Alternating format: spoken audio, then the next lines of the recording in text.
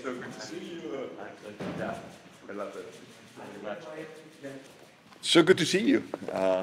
Always a pleasure to welcome you to Athens. These are interesting times.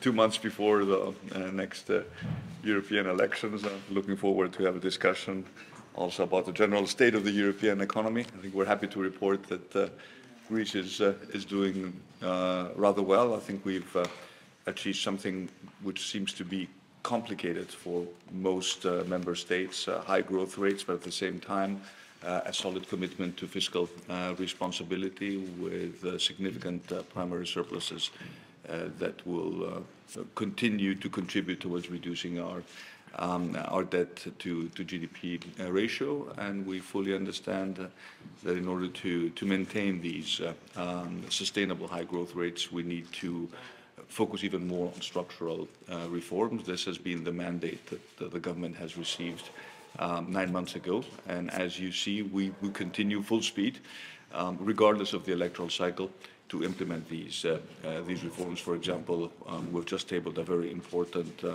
reform, probably the most important reform ever of our judicial system, in terms of better allocating our judges in order to reduce the time it takes for the justice system to issue its verdict, because we knew this was always a structural impediment towards improving both the state of our rule of law, but also our economic performance. So I want you to rest assured that the government is strong and remains fully committed towards our reform agenda, which is also a reform agenda that is, unlike what happened, during the difficult years, it's our own. And it's been, and I think it's supported by the European institutions, with which, as you know, we have an excellent level of cooperation.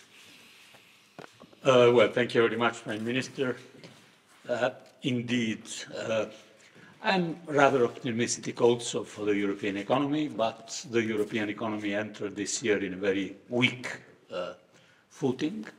We hope for the second part of the year we will have an acceleration of the activity and maybe 2025 in a better situation.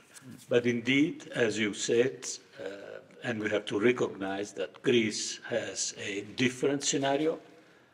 We have an average of growth in Europe around 0 point something, and you have in Greece an average growth of 2 point something, which makes a difference. It is not only on figures. I think it is also how Greece is using also the European funds, Next Generation EU. And this is part of the story, which is a story of increasing investments also in strategic sectors like research, development, education, how Greece is increasing exports, which is also a very important message.